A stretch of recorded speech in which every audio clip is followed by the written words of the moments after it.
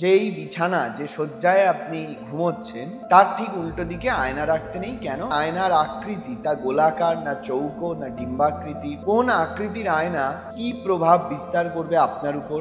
যে আয়নায় আপনি নিজের প্রতিচ্ছবি দেখেন আপনাকে সুন্দর লাগছে না কুৎসিত লাগছে, সেই আয়না আপনার অর্থবৃদ্ধি, স্ত্রীবৃদ্ধি, লক্ষ্মী লাভ এই হিসেবেও কাজ করবে। বিভিন্ন যুগে মন্ত্রশক্তি ব্যবহারের যে বিধি তা যেমন পরিবর্তিত হবে, মন্ত্রযোগ শক্তির বাস্তবিত হওয়ার যে ক্ষমতা সেটাও সীমাবদ্ধ হবে, সেটাও সংকুচিত হবে। এই আয়নাটি এমনভাবে আপনাকে রাখতে হবে যাতে করে বাথরুমের কোমোড, মলত্যাগের জায়গা সেইটা কোনোভাবে ওই আয়নায় যাতে প্রতিচ্ছবিটা না ওঠে। ট্রায়াঙ্গেল শেপ যে আয়নাগুলি হয়, ত্রিভুজ আকৃতির, এটিকেও বাস্তুর জন্য অশুভ বলে গণ্য করা হয়। 3 প্রকার আয়নাকে শুভ বলা হয়েছে। যদি আলমারির যে পাল্লা তার বাইরের দিকে যদি আয়না লাগানো থাকে, এটাকে সবসময় ঢেকে রাখতে হবে। ধরুন আপনি যেদিকে মাথা দিয়ে ঘুমোচ্ছেন ঠিক আপনার মাথার উপরে আয়না রয়েছে, তাহলে দাম্পত্য কলহ, সম্পর্কে তৃতীয় ব্যক্তির অনুপ্রবেশ এবং ঝগড়া, অশান্তি, বিবাদ অনিবার্য। অপরিচ্ছন্ন, অস্পষ্ট আয়না, ভাঙা আয়না, এগুলো বাস্তুতে প্রভাব সৃষ্টি তো করবেই, উল্টে কাজকর্মে বাধা বিপত্তি, ওই বাড়িতে থাকা অবিবাহিত ব্যক্তি যদি হয় তার বিয়ে আটকে দেবে, সন্তান লাভ করতে পারছেন না, সন্তান মিসক্যারেজ, নষ্ট হচ্ছে। ডিম্বাকৃতি ওভাল শেপ আয়না সেই দম্পতির ঘরে না। বাস্তুশাস্ত্র তৈরি হয়েছে গৃহকে কেন্দ্র, সুতরাং গৃহের বা একটা বাড়ির ঘরের সমস্ত জিনিসকেই বাস্তুতে কোনটা পজিটিভ কোনটা নেগেটিভ, কোথায় রাখলে ভালো, কোথায় কি ফল দেবে, এগুলিকে একটু মেনে চললে ওই বাস্তুতে বসবাসকারী ব্যক্তি এবং ওই গৃহ সর্বত্রই ইতিবাচক প্রভাব নিশ্চয়ই পড়বে। আমি সেই বিশেষ মহা উপায় বা বিশেষ টিপসটা আপনাদের বলে দিই। এক্ষেত্রে দেখবেন এইটি করে নিশ্চিত কয়েক মাসের মধ্যে আপনার আর্থিক যে লাভ সেটা বৃদ্ধি পাবে।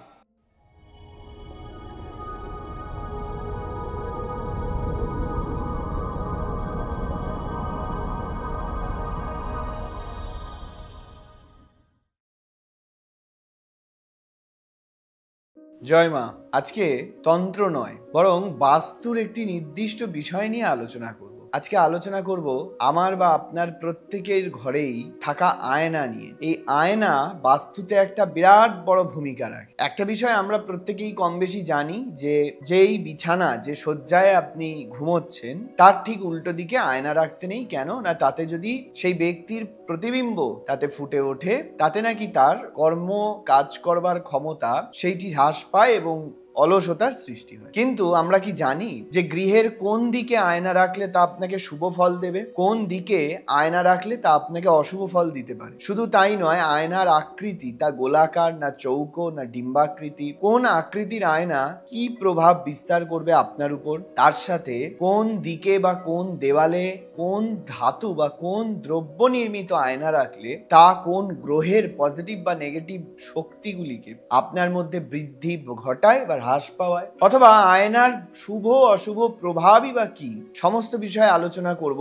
তার সাথে আজকে অবশ্যই আয়না নিয়ে একটি মহা উপায় অর্থাৎ একটি টোটকাও বলবো, যেই টোটকার অবলম্বন করলে যে আয়নায় আপনি নিজের প্রতিচ্ছবি দেখেন আপনাকে সুন্দর লাগছে না কুৎসিত লাগছে, সেই বিষয়ের অনুভব করেন যে আয়নার দিকে তাকিয়ে, সেই আয়না আপনার অর্থবৃদ্ধি, স্ত্রীবৃদ্ধি, লক্ষ্মী লাভ এই হিসেবেও কাজ করবে। তার জন্য একটা বিশেষ মহা উপায়ও আজকের ভিডিওতে দেব। আসল ব্যাপার হচ্ছে, দেখুন আমরা যখন তন্ত্রের বিষয়ে আলোচনা করি একটা বিষয় অনেককে বলতে শুনি যে আমি কি করছি সেটা আমার শত্রু জানতে পেরে যাচ্ছে, আমি কোথায় যাচ্ছি, কি প্রতিকার নিচ্ছি, কি প্রয়োগ করছি, কি পুজো করছি, কার কাছে যাচ্ছি, কি বলছি, আমার শত্রু কোনো এক তান্ত্রিকের কাছ থেকে বা কোনো মন্ত্র বলে আয়নায় নাকি সবকিছু দেখতে পেয়ে যায়। এবার কেউ কেউ এটাকে মানসিক সমস্যা বলতে পারেন, মানসিক রোগ বলতে পারেন, কেউ কেউ একে তন্ত্রের ব্যবহার অর্থাৎ হ্যাঁ তন্ত্রের মাধ্যমে আয়নায় কোনো প্রতিচ্ছবি ভেসে ওঠে এটাও বলতে পারে। আমি কালপুরুষ নিয়ে একটা ভিডিও আলোচনা করেছিলাম, তখন বলেছিলাম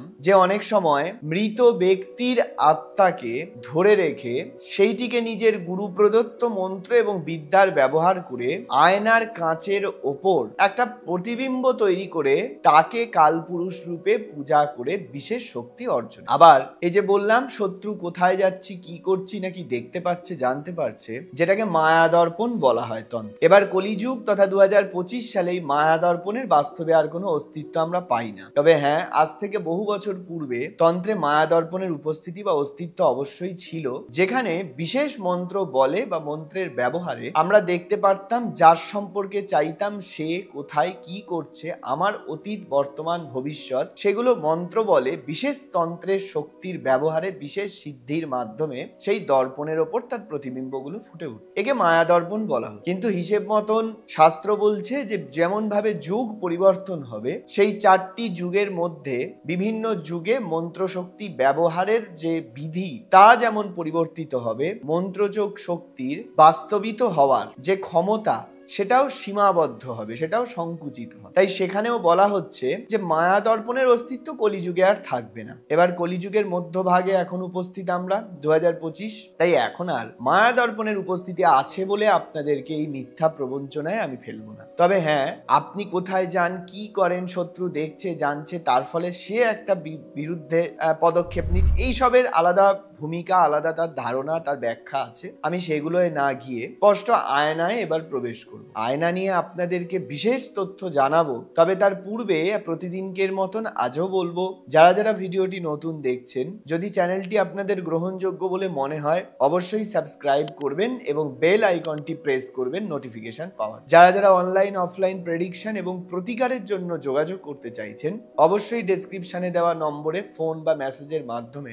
আমার সঙ্গে অ্যাপয়েন্টমেন্টের যে পরিষেবা তার লাভ আপনারা নিতে পারেন। এবার আলোচনার মূল বিষয়তে প্রবেশ করব। দেখুন, আয়না নিয়ে অনেক কিছু বলা যায়, তবে বেশি কিছু বলতে গেলে অতিরঞ্জিত তা আবার আপনাদের ক্ষেত্রে আপনাদের কাছে গ্রহণযোগ্য নাও হতে পারে, অনুষ্ঠান দীর্ঘ হয়ে যাবে। আমি যদি একেবারে সরাসরি প্রবেশ করি, প্রথমেই বলবো, দেখুন আয়না আমরা দুটো জায়গায় বা 3টে জায়গায় সাধারণত ব্যবহার করি। কোথায়? প্রথমে হচ্ছে নিজের বেডরুম, নিজের শয্যার ঘর, নিজের ডাইনিং রুম আর নিজের শৌচালয়, বাথরুম। এই 3টে জায়গাতেই মূলত আয়নার ব্যবহার দেখা যায়। এইবার বাথরুমে যদি আপনার আয়না থাকে, একটা কথা মাথায় রাখবেন, এই আয়নাটি এমনভাবে আপনাকে রাখতে হবে যাতে করে বাথরুমের কোমোড বা যে মলত্যাগের জায়গা সেইটা কোনোভাবে ওই আয়নায় যাতে প্রতিচ্ছবিটা না ওঠে। যদি দেখা যায় সেক্ষেত্রে ব্যক্তি জীবনে নানাবিধ কর্ম বাধার সৃষ্টি হয় বলা হয়ে থাকে। আর বাস্তু বলছে বেডরুমে, শোয়ার ঘরে, শয্যার ঘরে আয়না আপনি রাখতেই পারেন,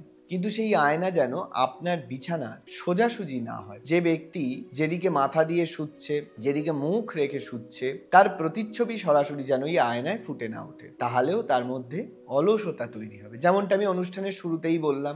আবার আয়নার বেশ কিছু শুভ অশুভ প্রভাব আছে। যেমন দেখুন, প্রথমেই আমি যদি বলি, আমি আগে আয়নার দিকটা নির্ধারণ করি।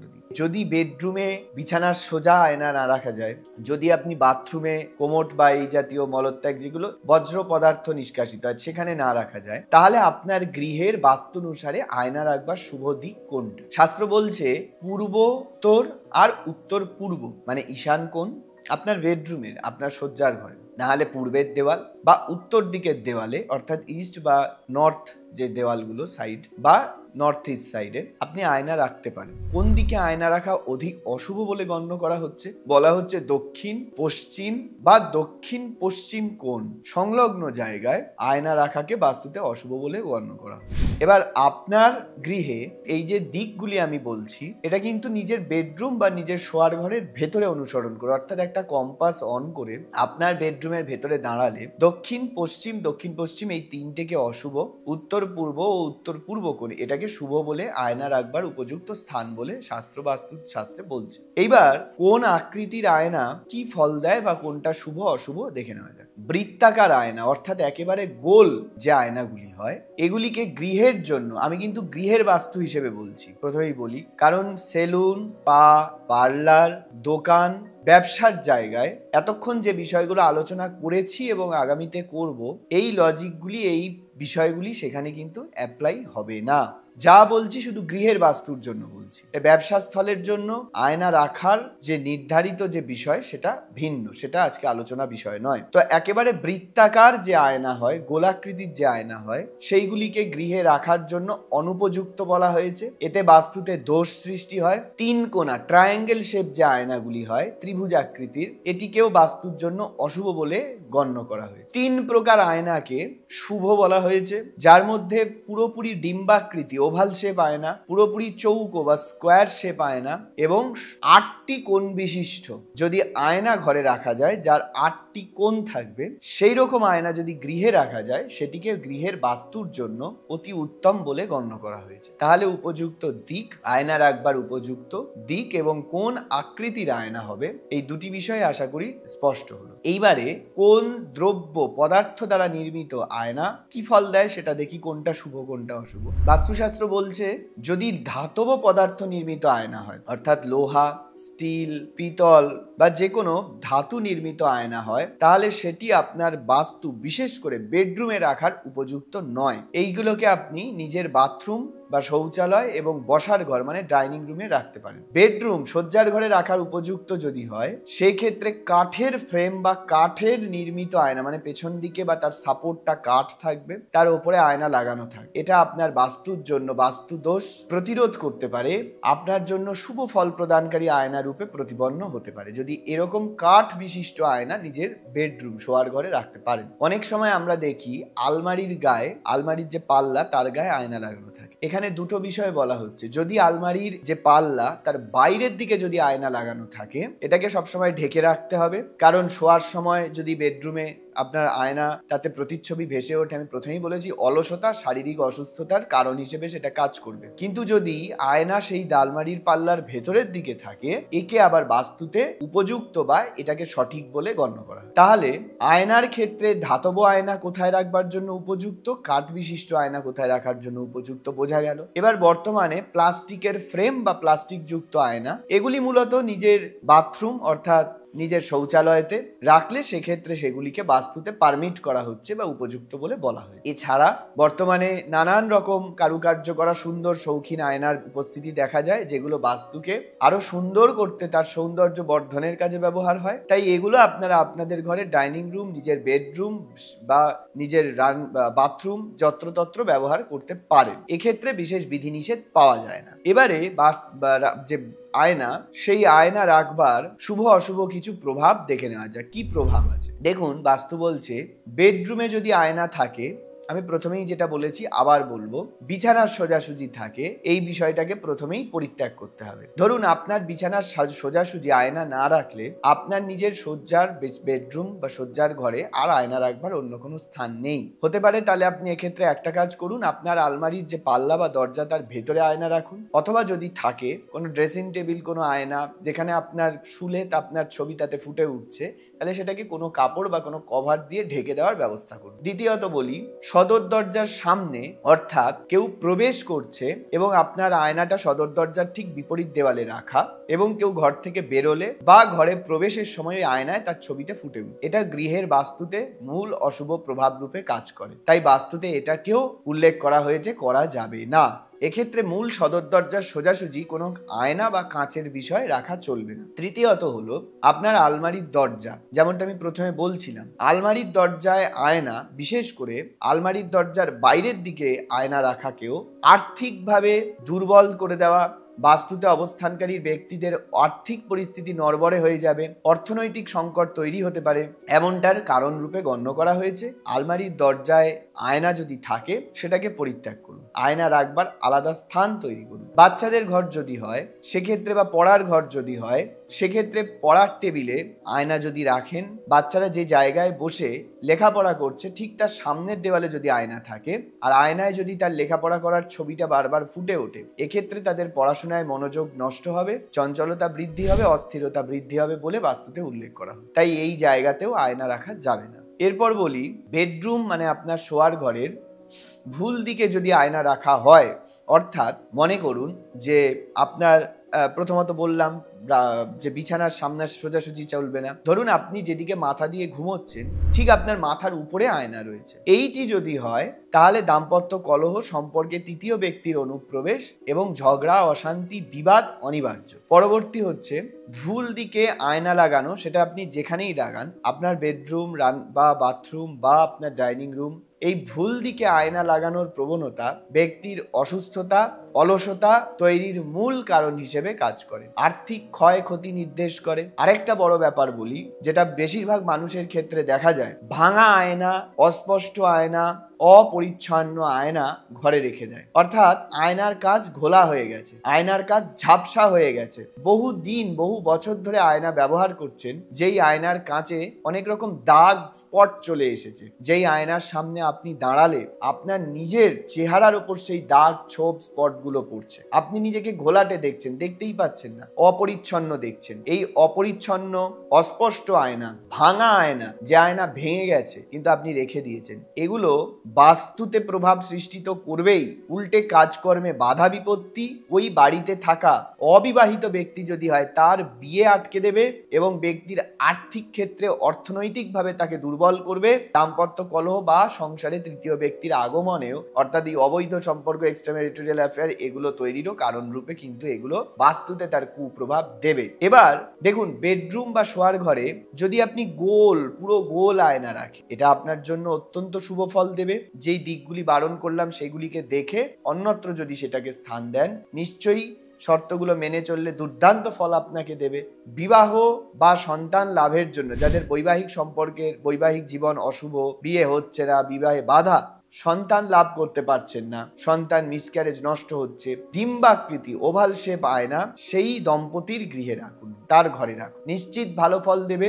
অথবা বসার ঘর, ডাইনিং রুম যদি হয় তাহলে সেই রুমে বা ঘরে মাঝ বরাবর দেওয়ালে আপনি আয়না স্থাপন করুন, দেখবেন আয়নার শুভ প্রভাব পাবেন। দেখুন, আমাদের ঘরে সব দ্রব্যই থাকে, সব জিনিসপত্রই থাকে। এবার বাস্তুশাস্ত্র তৈরি হয়েছে গৃহকে কেন্দ্র করে। সুতরাং গৃহের বা একটা বাড়ির ঘরের সমস্ত জিনিসকেই বাস্তুতে কোনটা পজিটিভ, কোনটা নেগেটিভ, কোথায় রাখলে ভালো, কোথায় কি ফল দেবে সেটাকে উল্লেখ করা হয়েছে। এগুলিকে একটু মেনে চললে ওই বাস্তুতে বসবাসকারী ব্যক্তি এবং ওই গৃহ বাস্তু সর্বত্রই ইতিবাচক প্রভাব নিশ্চয়ই পড়বে। তাই আয়নাও তার অন্যথা নয়, আয়নার ক্ষেত্রেও তার প্রভাব অতিমাত্রায় বেশি। যে বিশেষ বিষয়গুলো উল্লেখ করলাম এগুলো মেনে চললে নিশ্চয়ই আয়নার ক্ষেত্রে শুভ প্রভাব লাভ করা যাবে। এইবার একদম অনুষ্ঠানের শেষে এসে আমি সেই বিশেষ মহা উপায় বা বিশেষ টিপসটা আপনাদের বলে দিই, যেই ক্ষেত্রে আয়নার ব্যবহার আপনাকে আর্থিকভাবে সমৃদ্ধ করতে পারে, আপনার আর্থিক রোজগার শ্রীবৃদ্ধি, অর্থনৈতিকভাবে আপনাকে লাভবান করে তুলতে পারে, অর্থাৎ লক্ষ্মী লাভ হবে। কি করতে হবে? একটা কাজ করবেন, আপনার যে আলমারির ভেতরে লকার বা যে কোনো লকারের ভেতরে যেখানে আপনি টাকা পয়সা, গয়না গাটি, বিভিন্ন দ্রব্য রাখছেন, ওই লকারের ভেতরে 4টে বা 3টে ছোট ছোট আয়না আপনি 3 দিকে দিয়ে দেবেন, ভেতরে থেকে রেখে দেবেন। এর ভেতরে একটি ছোট্ট রূপোর যদি হয় অতি উত্তম, লক্ষ্মী ও গণেশের মূর্তি রাখবেন। যদি রূপো না পারেন, যে কোনো দ্রব্য নির্মিত ছোট্ট দুটো, একটা লক্ষ্মী একটা গণেশের মূর্তি ওই আলমারির লকারের ভেতরে রাখবেন, যার চারপাশে বা 3 দিকে কাঁচের আয়না ছোট ছোট রাখা থাকে। অর্থাৎ এই কাঁচের আয়নাগুলোতে ওই লকারের ভেতরে চারপাশ থেকেই, যেদিক থেকেই দেখা যাবে না কেন, ওই লক্ষ্মী এবং গণেশের যে প্রতিচ্ছবি সেইটি ফুটে উঠছে। এবং আপনার যে টাকা, যে গয়না, যে সঞ্চয়গুলো ওই লকারে রাখা, সেটা দ্বিগুণ, 3 গুণ, 4 গুণ দেখা যাচ্ছে। যদি একদিকে কাঁচ থাকে, আয়না থাকে, দেখবেন ধন সম্পদ, অর্থ ডবল দেখা যাচ্ছে। দুদিকের থাকে তার আরো বেশি দেখা যাচ্ছে, 3 দিকে থাকে তার পরিমাণ আরো বেশি। আপনি যেদিকেই তাকাবেন ওই লকারের ভেতরে, ছোট্ট লকারের ভেতরে দেখবেন ওই উদ্বৃত্ত বৃদ্ধি পাচ্ছে। পূর্ব থেকে প্রচলিত ধারণা আছে এই লকারের ভেতর উদ্বৃত্ত বৃদ্ধির যে ঘটনা, এই জিনিস যদি দেখা যায়, এতে করে ওই লকারে অর্থ বৃদ্ধি পায়। এটা শুধু ওই আপনি দেখছেন আয়নাতে বৃদ্ধি পাচ্ছে, বাচ্চার ছেলেদের মন ভোলানোর মতন নয়, এটা একটা শাস্ত্রীয় টোটকা বা টিপস রূপে কার্যকর হয়। এক্ষেত্রে দেখবেন এইটি করে নিশ্চিত কয়েক মাসের মধ্যে আপনার আর্থিক যে লাভ সেটা বৃদ্ধি পাবে, হতেই হবে, লক্ষ্মী লাভ ঘটবে। তবে একটা কথা বলি, এই যে আলমারি, এই আলমারিটাকে কিন্তু দক্ষিণ পশ্চিম কোণে রাখতে হবে ঘরের। আর আপনার যখন আলমারির দিকে আপনি মুখ করে দাঁড়াচ্ছেন, আপনি দক্ষিণ মুখে দাঁড়াবেন এবং আলমারিটা থাকবে উত্তর মুখে, কোণা হবে দক্ষিণ পশ্চিম কোণ। এইভাবে আলমারি রেখে বা লকার রেখে এবং তার ভেতরে এই আয়না স্থাপন করে, লক্ষ্মী গণেশ মূর্তি স্থাপন করে কাজ করে দেখুন, নিশ্চিত লক্ষ্মী লাভ, আর্থিক সমৃদ্ধি লাভ হবে। যে আয়না এতদিন আপনাকে এই দিক ওই দিক, এই দ্রব্য ওই দ্রব্যে, এইখানে রাখা ওখানে রাখার জন্য আপনার মধ্যে অলসতা, বাচালতা, দাম্পত্য কলহ, বাস্তুর দোষ ইত্যাদি ত্রুটি সৃষ্টি করছিল, সেই আয়নাই এখন উল্টে আপনাকে আর্থিক সমৃদ্ধির রাস্তা দেখাবে। তাহলে আজকে আয়না নিয়ে বাস্তু আলোচনা এখানেই শেষ করছি। পরবর্তীতে আবার অন্য ভিডিওয়ে নিশ্চিত পুনরায় অন্য কোনো তথ্য নিয়ে আপনাদের সামনে আলোচনায় আসবো। ততক্ষণের জন্য সকলে ভালো থাকুন, সুস্থ থাকুন। আর যারা নতুন চ্যানেলে যুক্ত হচ্ছেন, অবশ্যই ভালো লাগলে চ্যানেলটি সাবস্ক্রাইব করবেন এবং নোটিফিকেশনের জন্য বেল আইকন প্রেস করবেন। আর দ্বিতীয়ত, যারা প্রতিকার এবং নানান সমস্যার পরামর্শের জন্য যোগাযোগ করতে চাইছেন, ডেসক্রিপশনে দেওয়া নম্বরে যোগাযোগ করে অ্যাপয়েন্টমেন্টের মাধ্যমে আমার সঙ্গে যোগাযোগ ও প্রতিকার সংগ্রহ করতে পারেন। ভালো থাকুন, সুস্থ থাকুন, জয় মা।